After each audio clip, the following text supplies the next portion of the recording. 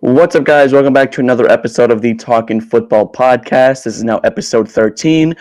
And as you could tell by the last video, we're going to keep on trucking with these record predictions. Today, we're doing the NFC South.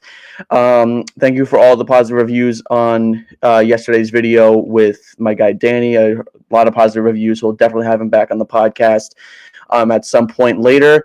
And yeah, that's basically much it. So basically for the next couple of days and for the next week, basically until opening day, we're going to just keep on going with record predictions.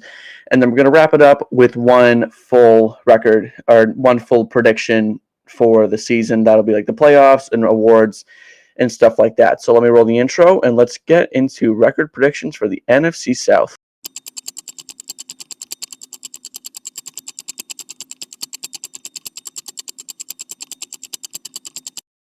All right, NFC South. So this division usually isn't as is usually not one of the more prominent ones, and that kind of goes without saying. You know, the Bucks, Falcons, Panthers, and Saints.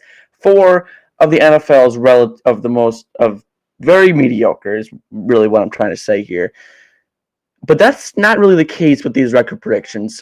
With the top two teams, and you'll see that in just a bit, the records for the top two teams don't really show that. They don't really show mediocre. They show like a very above average team, but the bottom two show mediocre. And that's what I'm going to start with here with the Saints at the bottom of the division. And yes, that is my prediction for them this year.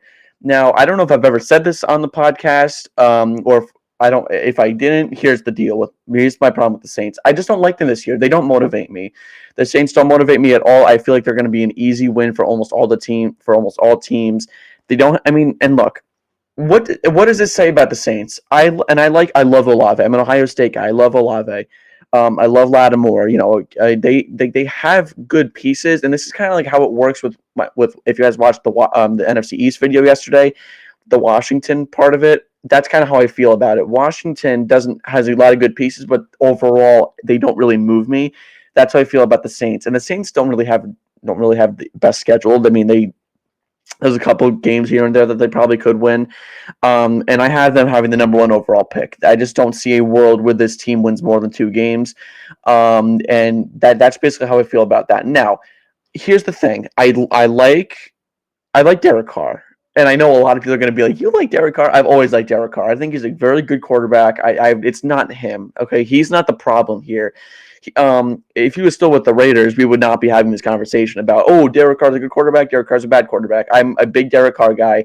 I think he's a good quarterback. For what it's worth, he gets disrespected, and I know that he was kind of been thrown into the fire a little bit there in New Orleans, and he's not the problem. It's Dennis Allen. They're not winning with Dennis Allen, and this is going to be the season where they finally wrap it up with him. I thought that hiring him in the first place wasn't the best idea because I feel like he's a better defensive coordinator than anything. I don't think, and we've seen that he can't really run this team well. They're just not there's not a good team. There's a lot of different reasons. Obviously, when you have Ryan Ramczyk out, that's going to be a problem. They don't have Michael Thomas anymore. Alvin Kamara's older. These don't, and that's just on the offensive side of the ball. They just don't move me, and I don't like them enough to have them higher than 2-15. I would say their ceiling is like 6-11. And I think this is their floor, and that's where I'm going to have them at, is their floor. This team's going to win a couple games. There's no 0-17 teams this year. That's a little bit much, but this is their floor. It's 2-15. They can't go any higher than maybe 6, maybe 7 wins on the season this year. I'm just not buying the Saints. I don't like them that much, and even though they almost snuck into the playoffs last year with that NFC South, I just don't see them as a good team this year. I really don't, and that's not really a reflection on like your key positions, because they have good players there. Like, you know what I mean by your key positions? I mean quarterback, tackle, receiver, corner, and an edge rusher. Those are your 5 key positions, and they have those good pieces. I mean, so it's not necessarily that. It's just more of like a hole. Like they just have too many holes. They're just not going to do well. Let's talk about Carolina. So Carolina, new, and this is again kind of the same for Washington. They have a new quarterback, not a new quarterback. They have a new head coach, so kind of like a new offensive scheme there for a very young quarterback to learn. Um, and I like Bryce Young. You guys know I have him as one of my breakouts this year. I think he's going to have a breakout season. Defensively, though, I don't think this team's going to come together and have a better season than 5-12. Their floor, in my opinion, is 3 wins. I think when it comes down to it, their ceiling could be 9 wins. I mean, that's kind of how I feel about Carolina, but I feel like right in the middle is kind of where they are in terms of that. So I have them at around 5-12. So look, I like what they've done this offseason. They've had a very good offseason. I love the Dave Canales hire. He's a young head coach, quarterback guru, saved Baker Mayfield's career, great play caller. He has a good scheme, and I like that about him. And that's not the problem. My thing is with Carolina, it's the same thing with the Saints. They don't have enough pieces in total to make a move, to make it have a good season. And by a good season, I mean I think 8 wins for them would be a good season considering how horrible they were last year. So, and again, I like Xavier Legette, I like Deontay Johnson, I like Miles Sanders. They added Robert Hunt, but so it's not really that. I just feel like in total, when you look at it, they're not going to have enough to beat the mediocre and better teams. Like they're probably gonna split with the Saints, if not sweep them. I think they're gonna split with Tampa, if not maybe get swept. And I think I have Atlanta sweeping them. So they're gonna get wins here and there, but they're not gonna do anything better. This is like the perfect example. It's Washington, like what I said from yesterday's video. Really good pieces everywhere, but they don't have enough mediocre pieces in the other positions to the point where I think they won't get anything better than 5 wins. And that's what I think. That's what I think. You guys can absolutely have a different opinion. Comment what you think. Always, I am always willing to talk to you guys. What do you think? Because that's what I want. That's why we want those interactions. So if you don't think this, comment. I'm going to be posting shorts, so comment on those too, and those are going to be a little bit more condensed. Let's talk about Tampa. So Tampa is a playoff team for me. I have them as the 7th seed at 10-7. So here's the thing with Tampa.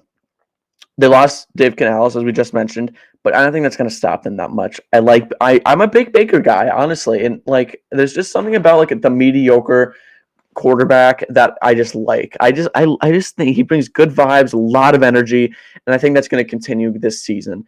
So I like Baker. Obviously, they re-signed Evans. They have Godwin, and that third receiver, I believe it's going to be Jalen McMillan this year, a rookie from Washington. That he's exciting. He's like a silky smooth, almost like a Wan'Dale Robinson type, where he can get open. He's not going to be a deep threat guy, but man, underneath he can grab all that stuff. And that's what he does, and that's what I think is going to be really helpful for the Bucs this year. That third receiver is someone that they always use, and they've been able to work. And I think I see this team as a playoff team, and defensively they're still a very, very good team. Vita Vea, unstoppable. Winfield, unstoppable. This is a good team. They're not this. I think they're going to continue with that energy that they had from the last season. And look, let me tell you this: they almost beat Detroit. They almost did, and I know.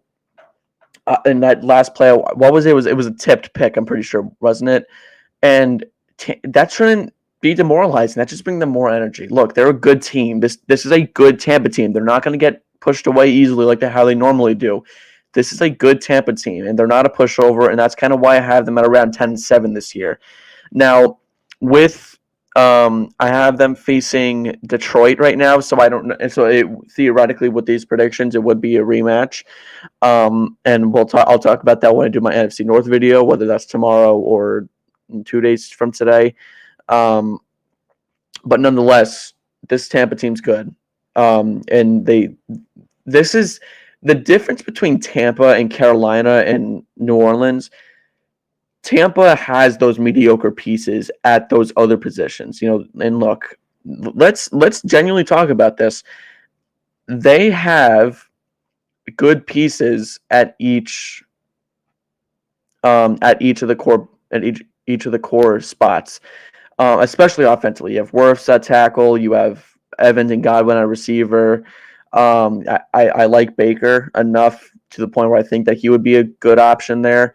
They have. I'm blanking on the good corner's name, but even though they Winfield back there, um, they just have a good team. Like, this is a very, very good team in my opinion. This is not a pushover team. This is a team that will win games, and they will do that however they see fit, however they seek fit. That's just kind of how I view Tampa this year. Let's go to the NFC South projected winner. In my opinion, it's Atlanta. Now, oh my gosh, I can't even speak. If I did this video a couple weeks ago, this team would be 8-9. No doubt in my mind, this team would be 8-9. But the moves they've made these last couple of weeks are unbelievably good. They've added Justin Simmons, and they have Simmons and Bates back there. I mean, that is like, my goodness, like, that's unreal. That's an unbelievably good safety duo. That's like the best safety duo in the league, and there's no other. I mean, that I can think of right now that would be better. This safety duo is super good, super good. Like, there's no better way to put it. That's just safeties. I mean, we still haven't talked about AJ Terrell, who they just extended. We're still not talking about Grady Jarrett. We're not talking about the fact they added Kirk Cousins, and if he's not good, they have Michael Penix behind him. We're still not talking about the fact Drake London, Kyle Pitts, those two are in for breakout years potentially. They have the best offensive line, or one of the best offensive lines in football. I think you can argue Detroit and Philly in that top 3 spot, maybe Cleveland too if you want to go that far. They have definitely a top 5 offensive line then.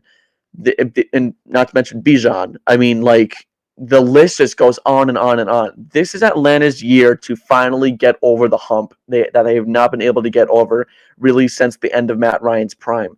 Ever since they got rid of Matt Ryan, they haven't been able to get over that hump, and I think this is the year that they finally do it. Look, they really last year, were they quarterback away? I think that's a fair argument to make. I think they were. I think that's fair. Maybe they were a quarterback away from maybe winning this division. Now they have a quarterback, and now they have a new offensive scheme. Now that they got rid of Arthur Smith, now they're going to use their weapons instead of using them as decoys like they did last year. And not to mention, they've been adding so many players defensively. I mean, they just got Justin Simmons. And like I mentioned, I know I keep going, but this safety duo is unbelievably good. There is nothing really that I see stopping them. And then they're just a very good team when it comes down to it. Like, and I'm looking at their depth chart here. Like, this is a very good team, and I know I said that with Tampa too, but like, this team's not a pushover. It's not. Like, they are really not a pushover. Like, they have made good moves. They've there's a good team, right? And not to mention special teams. Younghoe Koo his leg isn't the best, but he's accurate as hell. I mean, he can do whatever he wants. So that's another plus if you're Atlanta. So that's why I have them winning the division. Now, I do have them I do have them as the 4th seed. I don't have them. I think Philly and then the other 2 division winners, Detroit and San Francisco. And I'll talk about that in those videos. Little spoiler alert. I do have them as the 4th, but that's not really a reflection of. That's just saying that those are better NFC teams, and Atlanta has really built a good roster. And I'll be honest, looking back at it, should they have drafted someone other than Michael Penix? Probably, but who else would that be? I mean, I don't see a world where they should have, like, maybe Rome Odunze, maybe someone like that, maybe another offensive lineman because Jake Matthews is going to retire in a couple of years. But, like, this is a very good Atlanta team, and I have them overtaking Tampa to win the division. Now, would I be surprised if Tampa won the division over Atlanta? No, but right now I do have Atlanta taking it over Tampa, but Tampa is still a playoff team in my opinion. All right, that's where we're going to end the video in the NFC South. I hope you guys enjoyed. Make sure you leave a comment, like the video, subscribe if you're new here, and let me know what you think. Do you do you agree with these predictions? If not, make sure you leave a comment, and I'll always be engaging with you guys. Follow the IG, and yeah, that's pretty much it. This is Talking Football, and that's all I got to say about that.